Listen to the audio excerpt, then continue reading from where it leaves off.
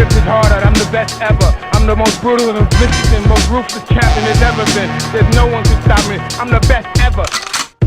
Alright, today I got not one, not two, but three of the Brazen Battleship's best torpedoes. Anthony Terrell, Jason Jajoute, and Sharif Bam Bam Jones. What's good, gentlemen? Yo, yo, yo. Yes, sir. How you doing, Big? Alright, first we got to get right into the kick. XFE 27. Anthony, you're facing a crazy Mexican dude. He comes to the cage with Oscar De La Hoya music and a sombrero. First, I want to ask you that entrance. You know, people normally come out with some hard shit. A million people have come out to Eminem, I'm Not Afraid, some shit like that. Does it fuck you up a little more when someone comes out to some Mexican, like Oscar De La Hoya type shit? Does it shake you a little bit? Not at all, man. Not at all. I don't really pay attention. One thing that does mildly affect me when people walk out is when I actually like their walkout song. It's like, oh shit. Me and this guy got something somewhat similar in common, but it's still, you know, nothing. At that point, I'm in there. I'm in my zone. I don't let anything external affect me. Well, this dude was game. He had no fear. He's from Chicago, so he doesn't know who the hell you are. He didn't hear about all the Anthony Terrell rumors, this, that, and the other. He's throwing some leather at you. In the meantime, you're looking real sharp. You're dodging his punches. Great footwork. Great head movement. When the fight was over, did you think you killed him? No, I mean, I honestly, when it landed, if he didn't fall back the way he did, I would have jumped immediately on him. I literally was looking at him fall back. It felt like in slow motion, and somebody told me I walked over him. I was like, no, I didn't. Like, I honestly don't remember anything. I don't remember anything up until the point where I got up off the ground. And he was still on the ground. I was, you know, after I walked over him and walked away, the ref jumped on me, and I just walked away. I just dropped to my knees, you know, just to give my respects to God. And I'm like, holy shit. That's when it all sunk in, like, wow, you know. That's what I was going to ask you. You pulled the Allen Iverson. You stepped over him like AI did Tyrone Lue. Without saying a word, you're sending a clear message that you kind of own him. Sharif, has Anthony ever kicked you in the head like that in practice? Yes, actually, yes, he has. I mean, that hard? He has kicked me hard. I actually caught a knee from him one time shooting in on him, and I actually caught a face exactly last week because Sargas was showing him a new combination, and he actually hit me with it, and it rocks you. Good thing I got on headgear, and sorry for Pedro, they didn't allow headgear in his fight to save him, so my headgear saves me during practice, but sorry, Pedro, we forgot yours in Chicago. So Anthony is now a 4-0 pro, stopping 3 out of 4 opponents. 2 of those stoppages coming from brutal head kicks. Anthony, do you ever dream in regular society about head kicking people, like a cashier in Walmart or someone selling pretzels or something? Every day of my life. Every day. Literally every day. I tell people all the time, you know, like, why you fight? I'm like, fighting is the easiest thing to do physically, especially, you know, the way it's set up for us. You know, we got somewhat of rules and et cetera, but hell yeah, every day I'm looking for the PPA right now. All right, also sitting here is a fighter whose quiet demeanor does no justice for his ferocious in-cage performance, Jason Jajoute. Am I saying that right, or am I fucking your name up? No, that's right. Jajoute? Yeah, that's pretty. Okay, that's pretty good. Johnson is a 2-1 pro with dynamite hands. Johnson, give us a little bit about your boxing background. I started as an amateur. I started boxing at the age of 21, off and on, and slowly started getting into the amateurs in my mid-20s, and pretty much been staying with it ever since. Without giving away too much to your future opponents, what's your main strengths as a fighter? Definitely my main strength as a fighter is my boxing, and I definitely work on my wrestling a lot too, and keeping it on the feet. It's there's a lot of people that attempt to get me down, but if they do get me down, I get right back up, and it's definitely something that's gotten easy over time, to the point where sometimes I don't even feel, I'm so calm at being taken down that I know I'm going to get back up, you know, so it doesn't even like distract me in any way, or I get nervous where I'm like, oh my God, I got taken down. I'm like, okay, let me get back to my feet, get off of me, and it's back again and over and over. Another fighter known for his hands, Sharif Bam Bam Jones. Sharif, you just had a huge win in your last fight. It was your first as a member of the Brazen Boxing and MMA squad under Jason Sargas. What was different in your last fight that your opponent had to deal with as opposed to pre-Brazen? I was different as a fighter, as a man. Altogether, it was a new Bam Bam that stepped into that cage. Bam being with Brazen Boxing and MMA has turned my whole MMA career all the way around. As you can see, I mean, I'm working around animals as Terrell and with Johnson, and non-stop training with these guys and butting heads with them, and Evan Shimoleski, and our new upcoming fighter that the world's going to see soon, my man Gene. So you ain't even ready for that one yet, but that's a whole topic on another sit down. But right there, it starts with Sargas himself, man. He's actually, he took me on his wing. I left XCC. I came over to Brazen. He chipped at me, worked at me, and he took on a hard fight. A lot of people, I mean, if you were at weigh-ins with us, I could count on my hands and toes at least, but probably get 10 people told him, like, yo, are you sure you still want to take this fight? This is a crazy fight. This dude's 5-0. He beat a guy by the name of Jajoute that is a great wrestler and everything. He has 3 takedowns. I mean, he has 3 finishes on his record by rear naked submission, and he also beat Philip Parrish. And if anybody's seen my last fight, that is my loss that I just had for XCC was Philip Parrish, and he beat him by decision. So it was like, why am I going to fight this guy? Sharif has no ground. He's only a jabber. Got a lucky chance of knocking the guy out because he has 4 knockouts. That's all that's going to happen. And I dominated James Jordan. No disrespect to him. He's a caliber fighter, but I dominated him all 3 rounds. He took me down. He took me down once. I got back up. I made him pay for every punch that I hit him with. I made him pay for my takedowns, and I actually took his back and almost finished him in the 3rd round. That was a new Bam Bam in the cage, and I think I took a lot of people by surprise, and I gained a lot of haters and respect at the same time from that fight. Your dad is a big bodybuilder. How bad were those ass whoopings when you were a kid? Yeah, my dad, shots go out to my father, Harry the Tink Jones. He's actually he's an amateur middleweight bodybuilder. He's getting ready to compete for nationals. He just qualified for his pro card, so he's training now to compete for nationals. Me and my father have a respectful relationship. Growing up, didn't really have a lot of ass whoopings, I would say, from him. All he had to do was give me that look. But when we did go at it, for like when I tried to test myself as a man, I wanted to test him.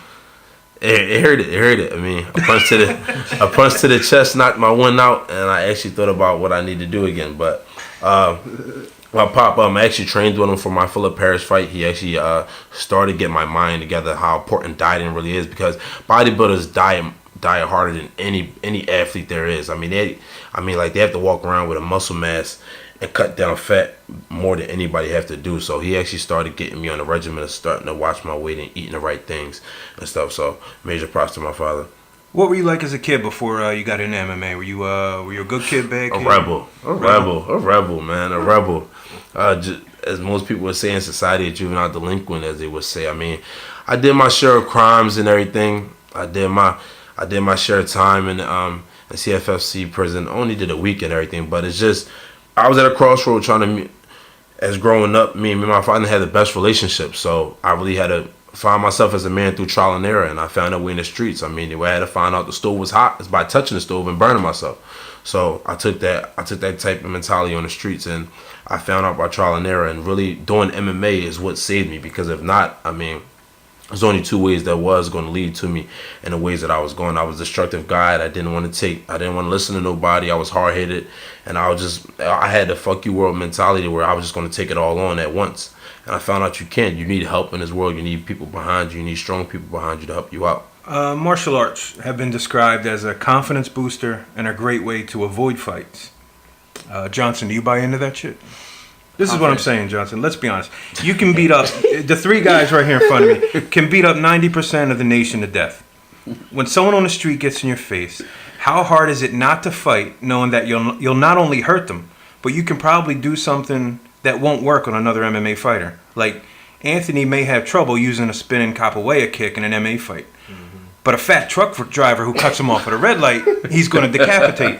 So how hard is it, Johnson, if someone gets in your face in like 7-Eleven or something, to just step back and be Mr. Nice Guy? Well, I don't really...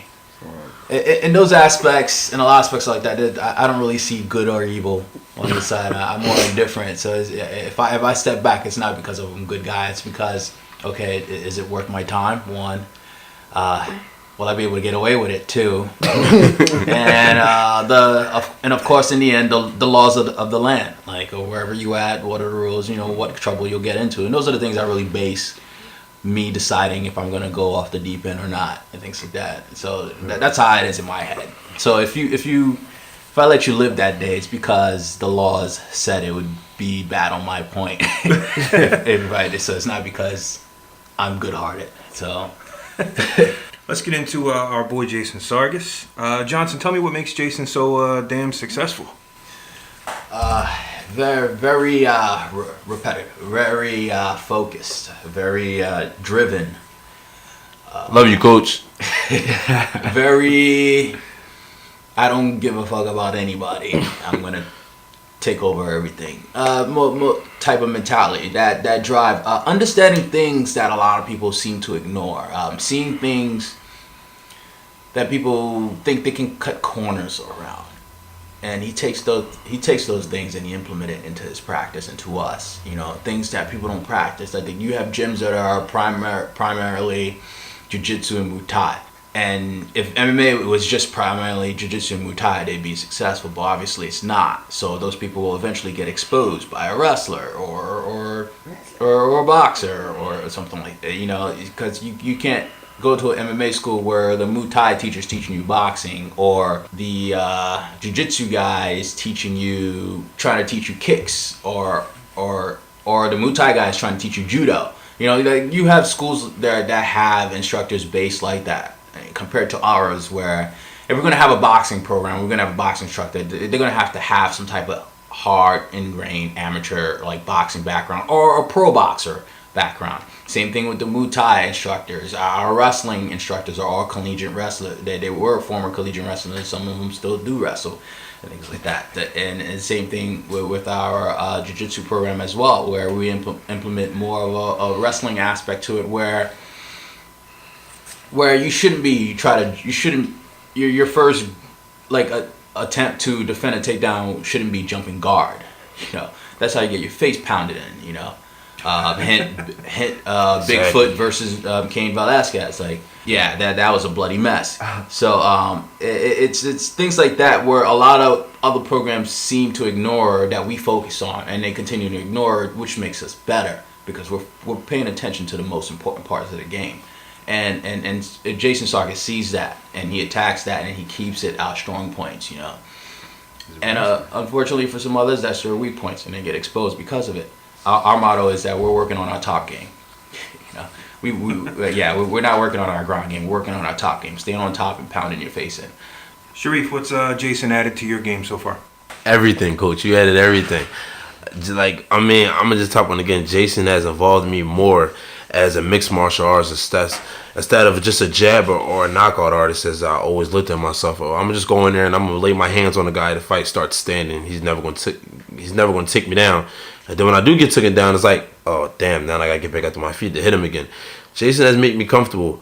I don't feel as though I can be taken down that easy. And when I do get taken down, I feel as though I do have enough strength and the condition to get my behind back up to my feet, where I would like to keep the fight standing. He's definitely involved me on my top game. He's made me more patient. Him and my boxing coach Walt, they definitely helped me out with my footwork and everything, where I'm able to circle fighters and really make them feel as though they're being surrounded in the cage by me.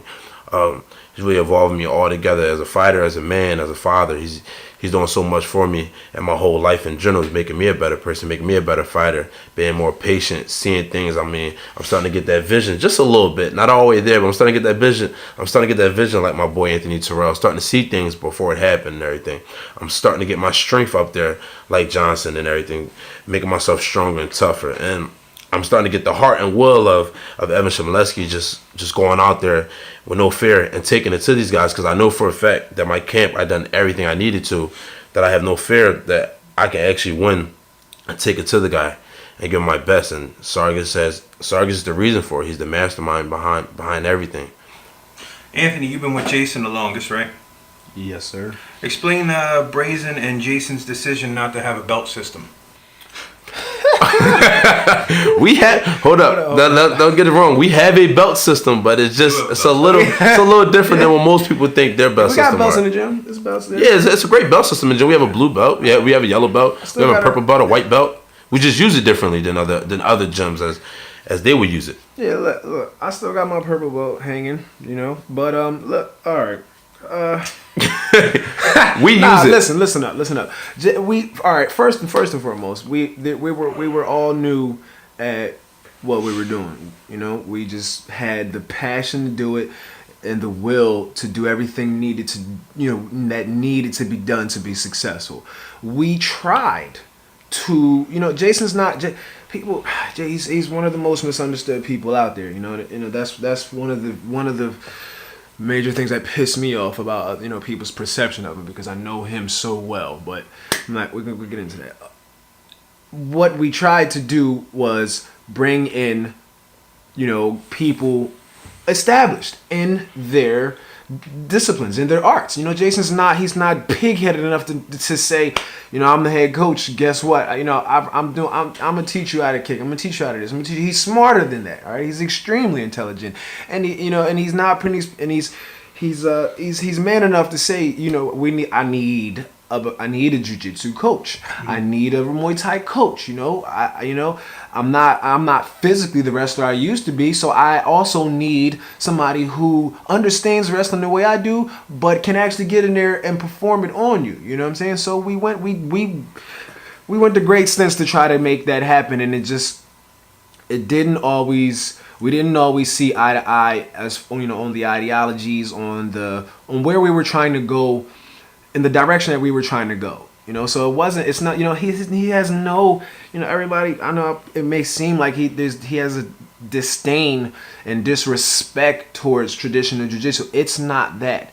It's, if you want to be a fighter, then you need to do more than just jiu-jitsu. You need to do more than just gi jiu-jitsu. Listen up, we're not all making 6-figure paydays. So, for us to split our time up training wise 2-3 hours a day and still, go to work and do all, etc. I think an hour in the gi isn't the best spent amount of time if I am trying to be a professional fighter. Now, don't get me wrong. When I become a when I make it to a 6 figures, or when I can live more comfortably, there's nothing, he sees nothing wrong with training gi then when you have the time to. There's just a lot more valuable, greater assets that should be focused on in your game. All right, Anthony Terrell, you described yourself as old school in an interview. I forget the one, which it was. It was online or some shit. You still back up that claim? Yeah, I'm different, man. I'm different. So Anthony stands by being old school, but you're in a music studio right now.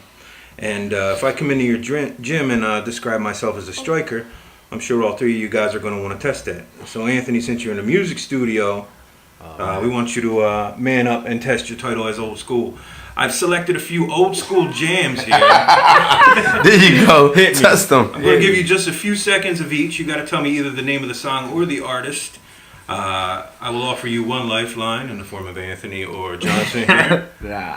I got some good shit too. Song number 1, Anthony Terrell. Oh, come on. Turn it off. I don't know. You never got to stop. Just stop the music. Just stop the music. I don't know who it is. Come on, man. What's that? Straight Outta Compton? Straight Outta Compton. NWA? All right, you haven't proved yourself yet. That's just round 1. Come again. All right, here we go. Round 2. Yeah. Oh, stop it. Cut it off. Oh, he's baffled. That's my jam right there. Not baffled. Look, my young boy know what that is. My young boy know. You gotta know that one. You got a nice little tenderoni, man. You gotta know that one. Bobby all day. Bobby Brown. I'm not dumb. I said I was a dancer, man. I grew up in the household. I grew up dancing in front of the TV to all this old school stuff, man. My mom, my family, we was crazy growing up. Round 3. Damn. I don't know that one. I'm too young. I'm 1992. I know this. Sharif's a baby. I know this. Das Effects. They won up. Das Effects. They won up. I'm here showing my age and I'm a young boy. You are 3 for 3. I think I got 4 on here. Give it to me. Give me some. You talking old school. I want to hear some old school. You know what I walked out to for my first fight? James Brown. James Brown? Yes. Yeah, getting paid, but getting babysitted by my grandpa. He wasn't paying attention. He had that music blaring. I was in the room doing whatever I wanted. But I know a ton of James Brown because of it. Oh, he did a good one for you. There. You know you love this one. Little do he know. If I was a wealthy girl. That's embarrassed. You got me singing if I was a rich girl over here on the radio. And that is? If I was a rich girl. That's reggae stuff. And if people know me, I didn't know you were that old school. I had the people that know me from my dance scene. That's what I'm known for. Reggae rail. I love island music, Caribbean dance hall. That's my thing. If you haven't noticed, I walked out to it. For most of my fights and all that. All of it. Calypso. I had Walking in the Rain queued up, but I didn't know if that was before your time. Orange Juice Jones. You might have got me on that one. I'm glad you ain't played. All right, you are officially old school. Speaking of old school, how do you guys think you would have done in the old UFC days where you had to win 4 fights in one night to be the champ? Yeah. Well, back in those days, I didn't see a lot of gloves on people. I saw some sneakers, so I've definitely probably been wearing some Timbs. So the rules, stomping people was legal. Everything was pretty much legal back then. I'm pretty sure we would have fared pretty well. But dude, it's great. I grew up in Brooklyn, and there was a lot of rugs. There was a lot of fires we had to put out. So. Being a boxer, would you have worn one boxing glove like the UFC dude? Oh no, he was a complete idiot. Bugging. I definitely probably would have wore gloves with some little padding around the knuckles, but I definitely need something to hold. So I want to know, and I'm sure the people that don't get in a cage and fight want to know, what is it like to knock someone out? There's a lot of things in sports that you can do. Catching a touchdown. The highlight of my athletic career, I had a couple breakaway dunks in high school. No 360s, just the James Worthy. Okay. But I can't think of anything more devastating than to knock someone unconscious in a cage in front of everyone. And the bottom line is, if this happened a million years ago in the middle of some desert in some war on some 300 shit, you could kill that person. You're stronger than them. You've just defeated them. You just took their soul. Sharif, you had a nasty 25-second KO in XCC. I forget the dude's name, some Spanish. Luis Santiago. Yeah, you hit him very fucking hard in his face, and he went down. Yeah. What's that like? The crowd pops? That fight, man. That fight was a good fight. Actually, if you watch the tape, I thought it was 11 seconds, counting from the bell rung to the time he fell and the ref came over. But I mean, the athletic commission said 25, so I'll take it. But the feeling is undescribable. I mean, I hit him with some good, about a 4 to 6 punch combination. The dude was 33 years old. I think I was 20 at the time, I believe, and I mean, I think he actually, from what I've seen, he was falling asleep as he fell. And if you watch the film, I'm already running across the ring before the refs even stopped me, and I'm already jumping the cage. And then I hear the ding ding sound. But I knew he was going. I hit him right on the chin. He was falling. He was not going to get back up. And I got 4 knockouts. I mean, my fastest one is 25 seconds. My longest one, it took me 3rd round XFE against Magic Mirrors. I finished him in the 3rd round about 45 seconds into the 3rd round. I finished him, and that's only because I did not want to go to decision. I wanted to keep my KO record going. So. And Anthony, of course, you finished Velasco after he dropped from that kick. You left it at that. To all us non-fighters, when you connect like that, you kicked his head hard. If you kick anything like that, it's going to hurt a little bit. Do you even feel that, or is your adrenaline, like the pain on your shin from kicking his head? You don't feel that stuff in the fight. I mean, I haven't experienced a time where I have felt anything in the fight yet. I'm pretty sure, you make it to a 3rd round and everything's calmed down. You're pretty sure you might feel more things then. But no, like I said, man, it was 23 seconds into that fight. Nothing. It was all. Did you feel it after the fight? My left foot was swollen for like 2-3 days, and so I'm like, man, I could have swore I hit him with shin. I'm like, so when I finally seen the footage, it was all shin. So I didn't understand why my foot was swollen. Maybe the way it snapped, or who knows? Little things. You feel all types of little dinks after fights. When even in the 23 seconds, it's like you'd be surprised. But adrenaline covers up a lot of that stuff, especially that early in a fight. Johnson, are there any fights you wish you had a rematch in your career? Yeah, most likely my last one. It was definitely not how I normally perform, and I'll give credit to James Gordon. Jared Gordon? Yeah, Jared Gordon. I still give credit to Gordon because he won the fight. Like he was aggressive. He was aggressive in initiating the hugs. I mean, if I wanted to be hugged for 15 minutes. Dry hump for 15 minutes. I should have gone to a strip club. But that's definitely one fight where, and at the same time, I learned a lot from that fight too. Where my approach should be different. Should have been different. A lot of ways that I've had my game plan is recalculated. So I definitely learned a lot from that loss, and I give him credit for helping me with that. So Anthony Terrell locked in the cage 12. You and Albert Alvarez went to war. Judges say Albert won by decision. Would you like that fight back again on the pro level? Professionally, I would fight anybody that I fought as an amateur. I mean, that's just that. But yeah, I mean, I wouldn't mind. I don't have, like I said, I look at everything as a lesson learned, and that was a big lesson learned for me because I totally went in that fight with the wrong mindset. Not respect. No disrespect to Albert. Like I said, I respect my opponents, but I was only looking for the knockout. You know what I'm saying? And that's what happens when you only look for the knockout. You throw all the other skills you train out the window. And I was well prepared for that fight, So, yeah, that's, that would definitely, like I said, I would fight anybody that I fought for. I lost pretty much most of my amateur fights. I mean, technically, personally, I feel like there was all decision losses that I didn't necessarily feel like I lost. I only really took one real loss personally that I felt like I lost, and that's a fight that I wouldn't mind getting back. But like I said, man, you live and you learn. Sharif, Ryan Cafaro. Yes. I was waiting. I was like, Anthony, shut up. Bickens needs to ask me this question. Go ahead, Bick. Ask it so I can answer it. He's debuting tonight on Bellator. He's making some moves. Jimmy Benz took hold of his career. He's doing some big things. You lost a decision to him at XFE 19. I know that you want that fight again. Yes. Me and Cafaro should have been. I shouldn't have been here right now. I should have been making my debut against him in Bellator. He actually denied that fight. It was given to him on numerous occasions to take the fight and everything, and he denied it. Why he denied it, I'm just be honest, I felt as though he knew for a fact I was the hardest test he ever had at the amateur career. I felt as though his record was stacked at a 7-3. Nothing taking it to him. Cafaro's a mixed martial arts. I respect him as a fighter. He's willing to step into that cage. But as a guy that I know for a fact my game evolved better than him now, I felt as though I am able to beat him now and everything. And I believe he knew me being that Brazen and my game would be evolved. He wouldn't want to see me again in that cage, and he denied the fight. And I mean, all well, good to him. I mean, he's making his debut in Bellator. We all trying to make it on the big stages, Bellator, UFC. So I don't hate on nobody's grind. I mean, I don't rain on nobody's parade. I give him a hand clap. Good luck on your fight tonight and everything. But honestly, I wish I could take it back. I wish I was with Brazen at that time that I fought him. I would have won. I'd have won the XFE and I would have beat him tonight if I'd have fought him.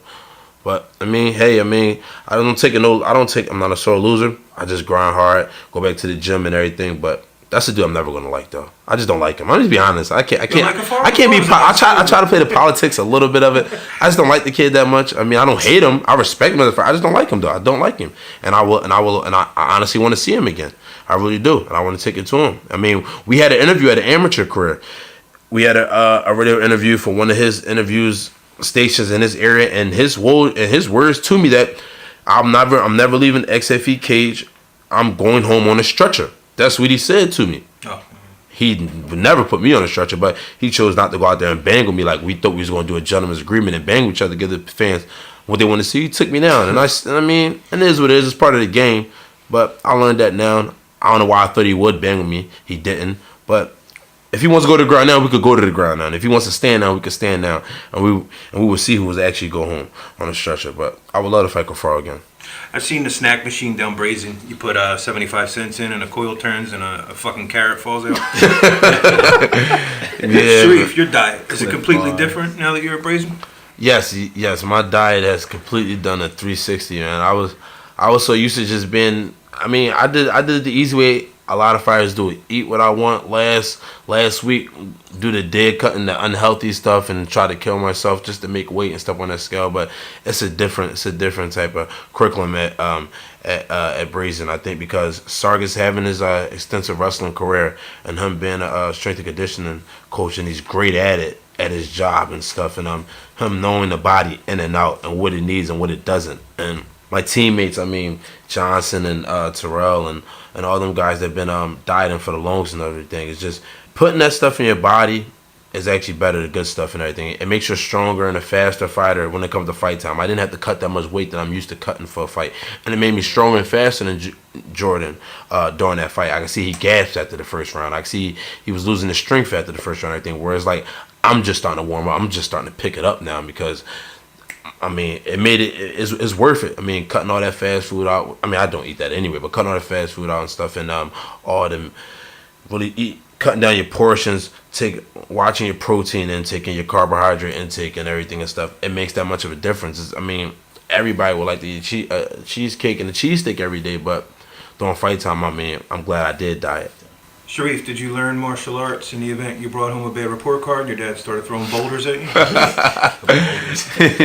I mean, fighting honestly is how we grew up, man. I grew up in North Philly, not too far around the corner from the projects, and I mean, me and my cousin Ashley and everything, we was always fighting at a young age. I was actually had a bully that used to beat my ass every day. This kid, he just had that strength, that dumb stupid type strength you just couldn't do nothing about. But I mean, I just been fighting all my life, man, street fights and this and that, and it just became. It was an outlet. It was one way or another. It was like, I'm gonna keep fighting on these streets and just putting on show as a monkey, or I'm going to get paid for my talent. I'm going to get paid for my aggression and stuff like that. And I took it to the cage, man. There was no way I could keep going on the road that I was going on and fighting on the streets and getting nothing out of it. So I decided to take it to the cage. Let me showcase my talent, show people what I got on my right and my left hand. So that's why I started fighting. Anthony, has Jessica ever rocked you in sparring? From what I hear, she's strong as hell. Yeah, hell yeah. She's you know, you jump in front of her when the clock switches on the mat, and you know that's your next partner, and you see this beautiful woman, and you're like, all right, you know, I'm gonna work some head movement, some footwork, some light. I'm throwing some light stuff at her, and smack, mack, mack. That was a 3-piece I just got hit with. Oh, let me turn it up.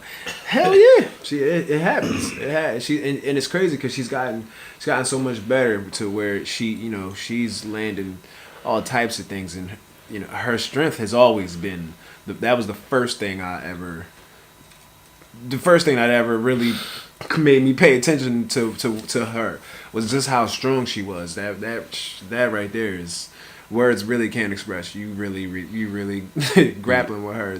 You never even think. But she told me she has farm girl strength. Definitely. Jessica's strong, man. Jessica's strong. She seriously. double legged me yesterday, and her ribs kind of like triangles fractured. It's no, what? It's no Stop joke. it. We were drilling one day, and I thought she was going, like, we were doing some wrestling drills, some lifts, and I felt myself, like, you know when somebody pick you up and you feel yourself slip. So I slipped. I tried to grab, like, the cage, and she literally caught me. Like, are you okay? Like, you know how you pick your woman up and you walk her over. Like, she caught, Like, she caught my foot, and this wasn't in training camp, so you know I was like 170 something. You was pretty heavy. Yeah, she caught me, dude, and was like, "I got you, that's man, strong." And just like, but not like a struck. Like, I had to look to see who caught me. Like, she didn't like it was like, bam, got you. You good? Right. It's like, whoa, Wonder Woman, Jesus. It's like, yeah, she's strong, man. She's an amazing athlete, man. She's amazing.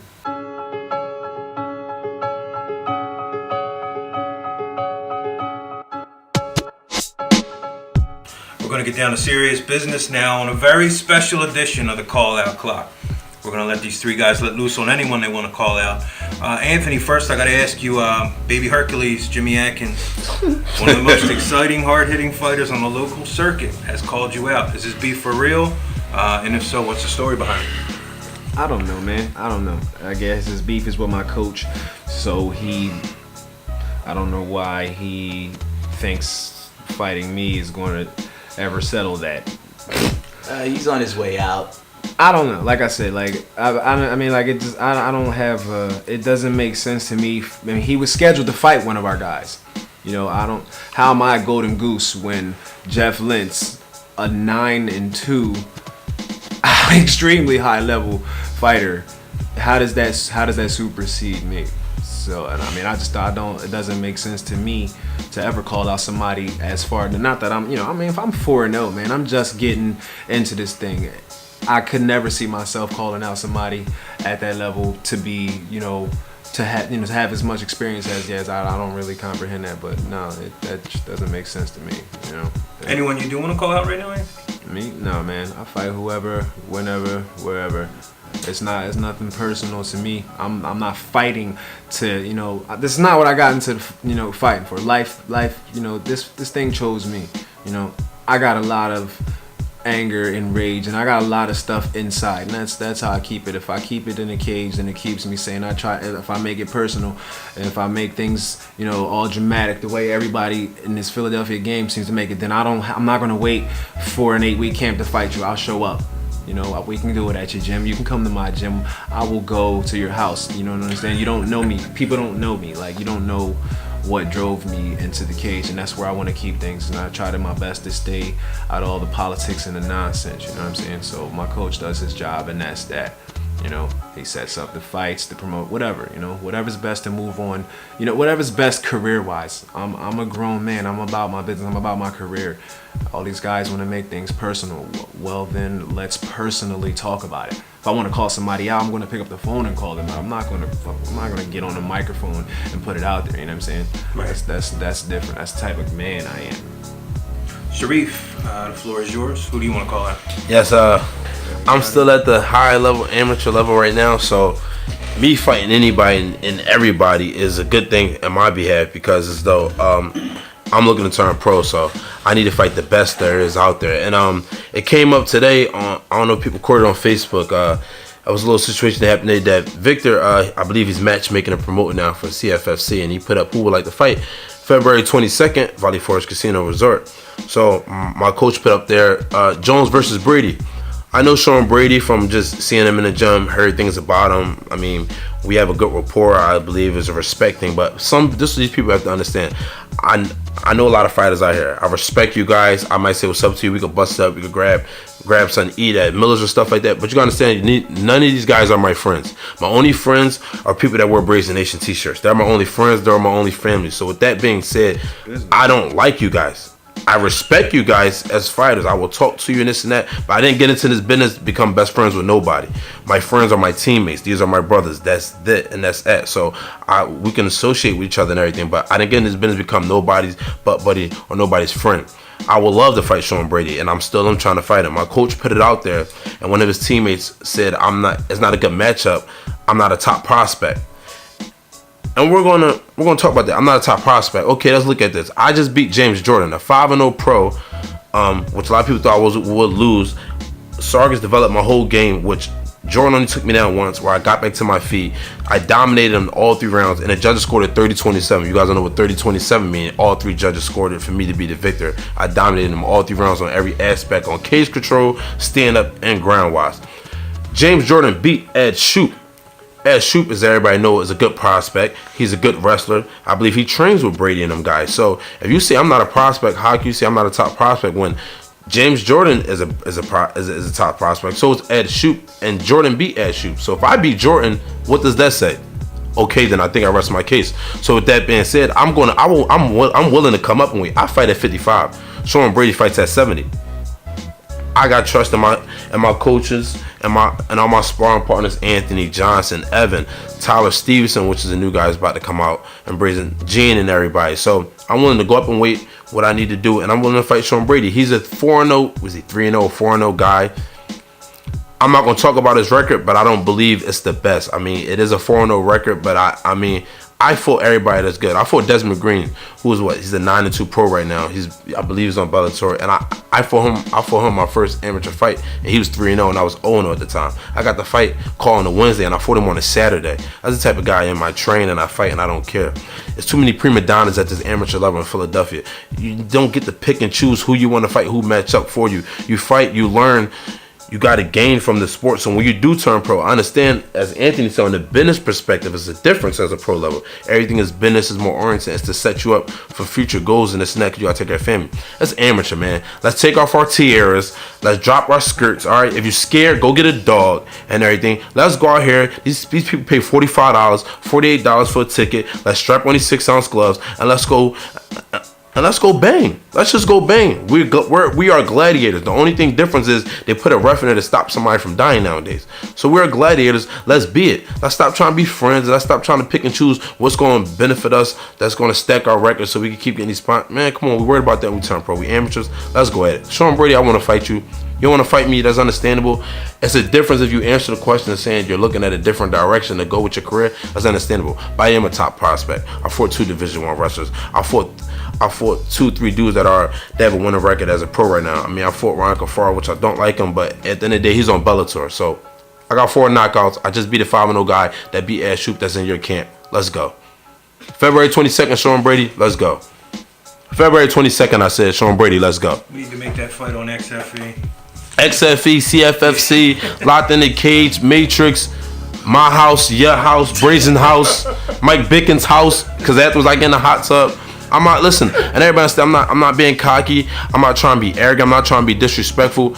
Listen, this is, at the end of the day, we are MMA fighters. Yes, I understand. We are gentlemen. I respect everybody in here because it takes, not everybody could do this sport. Don't get me wrong. It takes a lot of heart and courage, and you got to be a little insane to go in there with another man that you do not know from a can of spray paint and for 8 weeks walk around with hate as though he did something to your mother and muster all that hate and go out and lead him to your destruction. It takes, I respect every man that does this sport. But at the same time, it's getting a little prima donna at the same time. I will speak on that. And dudes like me will have no problem addressing it. And I'm going to fight anybody, anywhere. So with that being said, February 22nd, Sean Brady, let's go. What's next for Anthony Terrell? Some food. Some food. Okay. Nah, man. Like I said, I'm not listening to what everybody's talking about, man. I'm in the gym. I'm focusing on me. The only person that can beat me is me. At the end of the day, you're your greatest enemy. You got to master that, and that's what it's about. Don't get it messed up. That's why I respect everybody. That's why I play this game. That's why I fight as smart as I can. I don't care how many backflips I can do. I don't care how strong. I don't care how fast. I don't care how conditioned I am. I want to fight as smart as I can because we walk around with little 6-ounce gloves on. All right, the variables. Y'all 4. What? 4? We 4? Oof. Y'all 4. I think y'all 4 pro, ain't you? Even better. But that's the point. That's the point. 4-ounce gloves, kicks, knees, elbows. All of this stuff is legal. All right. You don't take for granted. You don't. You respect everybody you get in there with, and you give them that respect. Exactly. And that's where my mindset is. So, like I said, I'm in the gym 6 to 7 days a week. That's and that's that. Whoever, whenever, wherever that's going to help better me is what's next for me. And that's that. And I'm 21. I'm the youngest in charge. I'm pretty. I'm rookie of the year. I'm Brazen's new teammate on the scene. I'm lean. I'm mean. You just had to sit down with Micah Bickens. Triple threat. The Brazen's triple threat was in the building. We done killed it. We have conquered it. And we coming for everybody that don't have a Brazen Nation shirt on. So you feel some type of way about it? Oh, well. Call Greg, sir. First off, let me give a shot. We love you, Greg. I love you, Greg. Yeah, he's definitely the man. I want to thank Mike Bickens for having us. I love my team, Brazen Nation to the death. So, don't get too happy with disrespecting it. Because like I said, we're not about that cage life. If you want to go somewhere else with it, we all come from some rough places. So, we're very respectful dudes. I know Sharif is mouthy, but like I said, we respectful. You know what I'm saying? We respect the sport. We respect it. You know what I'm saying? It's business. It's people. That's why I don't get into this political stuff. It's the Philadelphia fight scene. That's why we travel. We get out there. MMA is international. People, it's worldwide. When we out there fighting, we still representing. We still from the same place. You know what I'm saying? So we're not as disrespectful as people take us as. You know what I'm saying? It's us not standing for what people are throwing at us. You know what I'm saying? So thank you. Exactly. Regardless of all that nonsense, big ups to Jason Sargas, big ups to Jessica Richmond. We love them to death. They're our king and our queen, and they do so much for us. Yes, sir. We go to war for them. So that's just that. Brazen Nation till we die. I'm just gonna close out. One nation under Brazen. No affiliation. Appreciate it, Mike Bickens, for having us on here. I want to thank my mother and father of the MMA game right now in Brazen Nation, Jason Sargas and Jessica Richmond. I want to thank all my teammates, my brothers, man.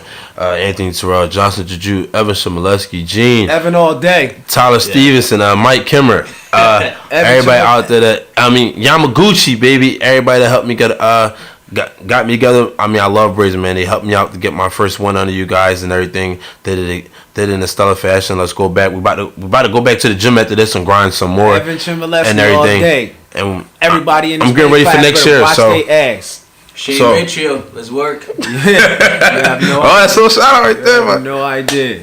We about to go. We about to get out of here. Mike Bickens appreciates to sit down. We about to go train hard. Brazen I Nation. want to give a shout out to my mom. I'm a mama's boy. I love you to death. I love you too, mom. I love you to death. I always love my mama. She's my favorite my greatest girl. supporters, my mom, my grandma, my sisters. I always love y'all love to my death. No, seriously, shut mama. up. You love the mama? I was killing it. No, seriously, my grandma, my mama, Pauline Smith, who just raised me, was just hospitalized not too long ago, and it was tough. She pulled through. She's making it, and I can't even express what that does for me inside, because seriously, if I'd have lost her right now, I can't even give it. I can't even express in words. But not for 1 second do I want them to ever forget that because I promote my family at Brazen a lot. I don't ever want them to forget how much they mean to me, and where I made it to Brazen because of them. This is what I do this for. I think about them every day. Putting them into retirement, being able to take care of them. I'm saying? I'm fighting for my life because they are my life. They are my family. They are who I go home to. I thank the Lord that my grandma and my mom and my sisters and all of them are in good health. So family first, from Brazen to the people. Before I forget though, and I didn't forget, but the reason why I stay sane to this day and I do everything I do in the cage, my first daughter, my first child, my heart, my soul, Harley Christina Jones. Daddy loves you. Christmas, baby, 8:42 in the morning. Her birthday will be coming up next month. I'm so proud of you, baby. I'm so proud of the man that you made your father. You made him a better man. People that don't know me, you can judge me all day long, but the people that know me in my circle, they know what kind of person I am, where I come from, and the humble God I am outside the cage. I love you, baby. You're the reason why Daddy does what he do every time I step into the cage with no fear. Johnson, your turn to get mushy. Get mushy, baby. Johnson don't do that mushy shit. Johnson is cyborg, isn't Yeah, pretty. It's of course I want to say thank you for everybody, our team, how things have worked. We definitely improve each other's skill by being around and contributing to each other. And we all have our strong points and we all share it with each other. Where nothing's a secret, and that's what makes us strong as a team, because we all look out for each other. So definitely the team, all the coaches are definitely. Jessica Richmond, Jason Sargas, Walt Mora, Angel, Victor Vasquez. Of course, Vic Vasquez. He's always there. Great training partner, man. Putting in his work and working with us. And then even when he doesn't have a fight coming, he still comes around. Gets in his work, then he works with us, and then we help him in return and things like that. So definitely all our other coaches. They're Bobby, our Muay Thai coach. Yeah, man. Definitely Bobby Slavin. Yeah. He has a fight coming up too. He's a Muay Thai pro fighter. Yeah, look. Shout out to KK Perry. And definitely KK Perry. Long live. Yeah, definitely. Stay strong. Yeah, just to the whole team, the whole Brazen team. All right, this has been the sit down with Brazen MMA, Johnson Jajoute, Sharif Bam Bam Jones, Anthony Terrell. We'll see you next week.